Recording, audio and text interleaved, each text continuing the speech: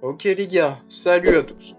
On se retrouve cette semaine pour une nouvelle vidéo avec un nouveau concept que j'ai jamais exploité sur cette chaîne et qui peut-être va vous plaire.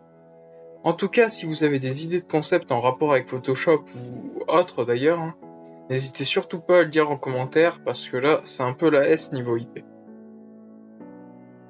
Alors, mon concept innovant entre guillemets là, qu'est-ce que c'est? En gros, je me suis dit, ma chaîne, elle parle pas mal de Photoshop, mais aussi de façon un peu plus discrète du rap.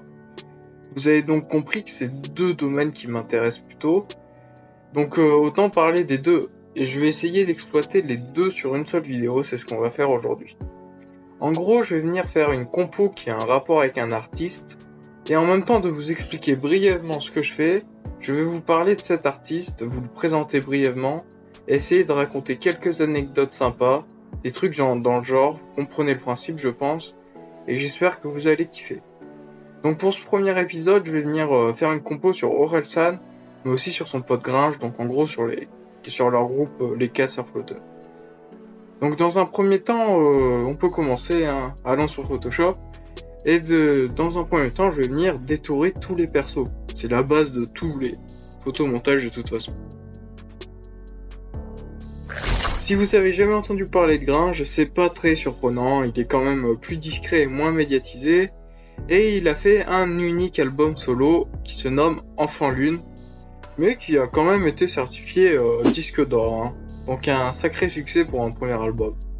Mais en parallèle de ça, il a un groupe, les Casseurs Flotteurs, avec justement Orelsan, et Aurel, lui, bon, si vous le connaissez pas, c'est tout simplement 4 albums solo, son premier platine, le second double platine, le troisième diamant, et le dernier, il a tout simplement atteint le disque de diamant le plus rapide de l'histoire du rap FR.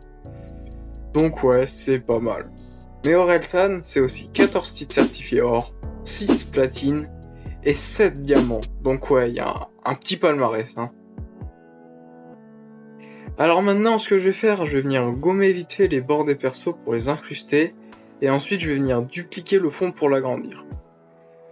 Parlons vite fait des Casseurs Flotteurs. Alors les plus cinéphiles l'ont peut-être remarqué, mais le nom est une petite ref au film Maman j'ai raté l'avion. Alors le groupe il est composé d'Orelsan et de Gringe, mais aussi un peu plus discrètement, un peu plus dans l'ombre, de Scred qui est le beatmaker du groupe, mais aussi Ablai qui joue le rôle de producteur et plein d'autres trucs d'ailleurs. Et tout ça vous allez pouvoir le découvrir dans le docu que le frère d'Aurel a sorti il y a peu, la masterclass montre jamais ça à personne. Alors là peut-être que vous êtes choqués d'apprendre qu'ils ont sorti une série documentaire, mais il faut savoir qu'ils aiment bien se mettre à l'épreuve dans différents formats. D'ailleurs ils avaient déjà sorti une série un peu plus typée humour, avec un petit concept marrant, tous les épisodes sont dispo sur YouTube d'ailleurs. Mais ils ont également sorti un film qui vraiment est une masterclass, on va pas se mentir. J'ai trouvé que c'était un film à moitié entre ciné et comédie musicale qui revenait vachement aux bases du ciné tel quel, sans la blinde d'effets spéciaux. Et ça, je trouve que ça fait plaisir à voir. Alors oui, c'est ça, il y a pas mal de styles, mais vas-y, je vais vous rajouter un petit autre truc. Et oui, encore, en gros, Gringe, il a écrit un livre sur la maladie de son frère, donc bel acte. Je vous invite bien sûr à le lire. Perso, je l'ai pas lu, ouais, désolé. Mais en tout cas, le concept est cool de fou, ça peut mettre la lumière sur pas mal de choses, donc c'est carré, je recommande fort. Ok, maintenant, je vais venir coloriser la lune et lui donner un aspect un peu rougeâtre, pour ensuite mettre des reflets sur les persos, pour donner un petit effet d'éclairage à la lune. Je vais vite fait tenter une petite analyse de l'album de Gringe Enfant Lune. Alors pour un premier album, c'est un choix très spécial et peu vu dans le rap, c'est un album extrêmement mature et technique, mais encore plus mélodique et musical. Alors c'est un choix qui peut paraître particulier pour un premier album qui se veut normalement une démonstration de technique, avec des multisyllabiques à gogo, souvent un style très boom bap ou old school, ou en tout cas un style qui met en avant la technique, et des prods plutôt épurés. Mais concernant Gringe, ce choix ne paraît pas stupide car on remarque qu'il a déjà fait ses preuves techniques dans le groupe avec Aurel, donc les Casseurs Flotteurs. Et ça paraît plutôt logique finalement qu'il ait voulu faire un album intime qui sort de l'esprit groupe, full ego trip ou au contraire un projet très introspectif où il se remet en question. Et nous allons voir pourquoi je dis ça. Alors cet album paraît de plus en plus profond au fur et à mesure des écoutes. En effet, à la première écoute, on se retrouve dans un univers musical vachement diversifié, avec une grande ouverture musicale, le meilleur exemple étant le deuxième son Paradis Noir. Mais une fois cet effet passé, quand on s'intéresse un peu plus aux paroles, aux propos et au fond de cet album, on peut voir une véritable structure réfléchie des textes jusqu'à la pochette, en passant bien sûr par le titre de ce projet, Enfant Lune, qui désigne une maladie de la peau qui ne permet aux gens atteints de cette maladie de sortir uniquement la nuit, car ils ne peuvent être exposés à la lumière du soleil. La pochette y fait un peu référence avec sa tête exposée à une lumière bleutée qu'on peut assimiler à celle de la lune du coup, ce qui renvoie donc au titre. On peut donc proposer une traduction par le fait que dans cet album, Gringe se diagnostiquait sa maladie entre guillemets, qui serait donc représenté par ses défauts ou ses vices, et pour cela il va aller chercher ses faces les plus sombres, les plus obscures. On peut aussi valider cette hypothèse en analysant un petit peu les textes un peu plus profondément. Dans ceci, on voit un peu plus clair et on peut analyser ces défauts comme étant ceux de l'infidélité due à son ego malsain, comme il le dit quand il chante. Il faut tuer l'ego qui te fait croire qu'il n'y en a pas. Le son Pièces détachées par exemple nous offre une vision qui peut nous permettre de comprendre le comportement de Gringe par l'absence de son père durant son enfance. Et j'ai passé tout mon temps à fuir, un peu comme mon père l'a fait. Non, il m'a jamais vraiment vu grandir, je peux pas être son portrait craché. Ce qui lui donne à présent des doutes sur ses sentiments, qu'il pense être faux. Mes relations sont fragiles, moi quand j'aime c'est jusqu'à l'œdème. Et je t'aime sont des poissons d'avril, souvent elles se sentent tellement seules. Mais paradoxalement, il est à la recherche d'une personne qu'il pourrait aimer passionnément et qui pourrait le soigner de sa maladie.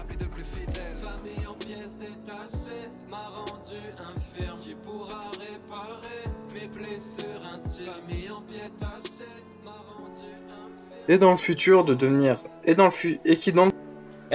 Quand tu parles, tu bégayes.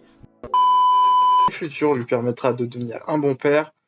Alors ça, c'est une chose qu'il a peur de ne pas être, une chose qu'il a peur.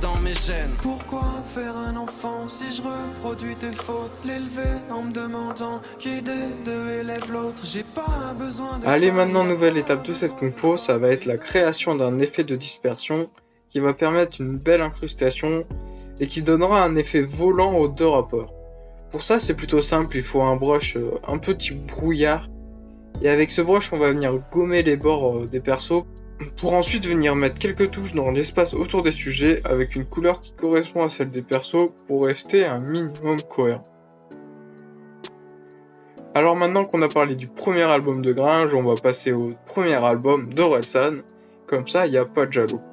Perdu d'avance sort en 2009 et comme je le disais tout à l'heure quand je parlais des premiers albums en général, c'en est un que je trouve vachement technique dans les textes et qui impose le style du jeune rappeur un peu particulier à sa sortie.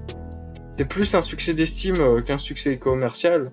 Même s'il finit par atteindre l'or, il ne fait pas tant parler que ça à sa sortie, même si pour un premier album, si on y réfléchit bien et qu'on relativise, les scores sont vraiment corrects. On peut voir dans cet album une influence du rap de l'époque dans les sonorités et les placements, car il se veut un album pour les fans de rap un petit peu, et qui n'est donc pas destiné à des auditeurs autres que ceux du rap. Mais malgré ça, il apporte un vrai concept qui saute aux yeux dès la lecture du titre, comme c'est beaucoup expliqué dans la série documentaire d'ailleurs. Orelsan semblait perdu d'avance dans le rap notamment, parce qu'il vient ni de Paris ni de Marseille, qui sont les deux grosses capitales du rap à cette époque. Dans ce projet, il vient insister sur ce point à plusieurs reprises, notamment dans le son éponyme de l'album, ou encore dans La peur de l'échec. Ce dernier titre amène dans une autre dimension de l'album, qui se veut plus introspectif sur l'artiste, qui parle de lui, de sa vie, de ses problèmes, comme dans le son 50%, ou encore Différent. Et en parallèle de ces sons, au texte plutôt profond, il veut frapper le grand public par sa technique, notamment sur Jimmy Punchline, qui est un amas de phases ultra techniques, avec des rimes tirées par les cheveux, J'écris des textes tirés par les cheveux comme ta meuf en levrette. Je crache le feu sur ta bande. mais aussi sur le son Couré Couré, qui lui se voit être un gros son ego trip où il va falloir s'affirmer dans le milieu. Le premier son, Étoile Invisible, paraît un peu comme un ovni dans ce début d'album. Il nous introduit dans un univers musical plutôt chanté, même si les phases restent rappées. Hein. Le texte écrit en prose qui se veut plus profond que technique, même si ça reste une très belle écriture, c'est un son plutôt splinant qui se montre introspective, où il fait un peu l'inverse d'un ego trip, et tous ces éléments, ça va venir créer un gros contraste avec les autres sons, notamment le suivant, Changement, qui se veut être le tube de l'album, le single clippé avant la sortie de l'album. C'est le premier son qui a fait parer les oreilles. Dans ce son qui se montre pour le coup un gros ego trip, il se livre de façon déchirante sur la vision qu'il a des autres. Il semble avoir pété un câble entre guillemets, chose qui est d'ailleurs très bien retranscrit dans le clip, où il vient critiquer à sa façon toute la société, des vieux. Les vieux comprennent pas ce qui se passe dans la tête des jeunes. Ils sont pas élevés par la télé, par la PlayStation. Ils comprennent pas à quel point on est Jusqu'aux gens de son âge. putain. On dirait que ça suffit plus de fumer des spliffs. Ma génération Game Boy sniff plus de Link à Tetris. Plus qu'on préfère les paquets de clubs aux paquets de chips. Ok, alors petite dernière étape. Là, on va juste venir peaufiner vite fait les couleurs avec des masques de teinte et de saturation et tout plein de trucs dans le genre pour faire correspondre un peu les différentes couleurs entre elles et harmoniser la compo. En tout cas, j'espère que ce format vous a plu. J'ai voulu tenter des petites analyses d'albums de façon très rapide, très vite fait, très concise finalement, pour pouvoir avoir du contenu à raconter. Bien sûr, ce que j'ai dit, c'est très bref et surtout c'est ma vision de l'album, ou en tout cas comment je le comprends moi. L'artiste qui l'a écrit dans ces choses-là, on peut jamais être sûr de ce qu'il a voulu dire, hein, de ce qu'il a voulu transmettre. Et au final, ça a surtout été un survol des artistes de leur carrière plutôt que des anecdotes, mais ça ressemble quand même un peu à ce que j'attends de ce format. J'aimerais bien avoir vos avis en commentaire, ça me permettrait de savoir un peu l'opinion publique, l'avis général.